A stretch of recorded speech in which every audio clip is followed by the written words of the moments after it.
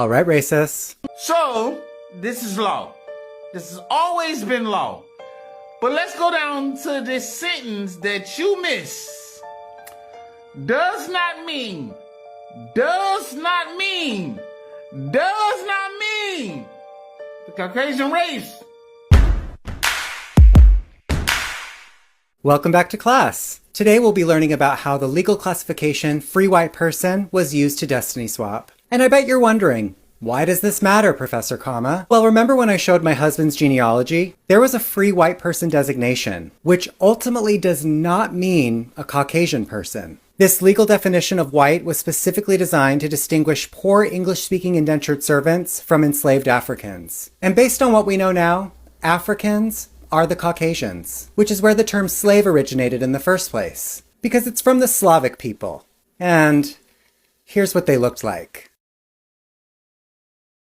Modern government frameworks such as the U.S. Census Bureau define a white person as having origins in any of these places: Europe, the Middle East, and the one that they keep trying to hide, North Africa. So the true African American person is the white person.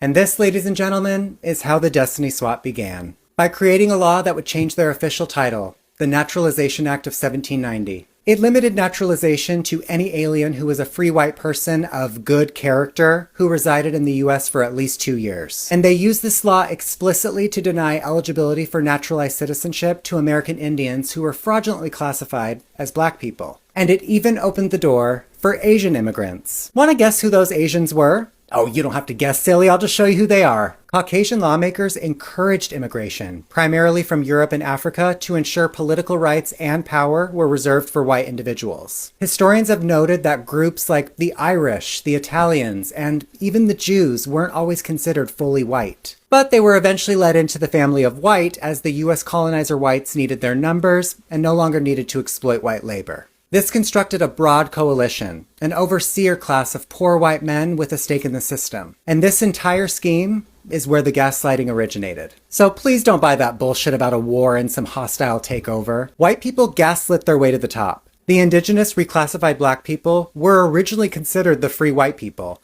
But like everything else, white people just have to be considered whatever black Americans are named. 1790 is the year of the first census. So right there tells you the whole intent of the Census Bureau. It was to give a colonizing group a new privileged identity, effectively buying their way into citizenship, while simultaneously erasing their memory of their own enslavement by permanently attaching slavery to blackness, which of course is false altogether. Only one group is verified as crossing the Atlantic Ocean via boat, and we can clearly see what they looked like. Welp, another day, another journey through history where the Native Americans just vanish from the picture. Oh, and I forgot to tell you, most of them are adopted. As one of them confessed recently, they wouldn't appear in this history because they don't even know who they are, which is why they cling to black Americans' identity so hard as well.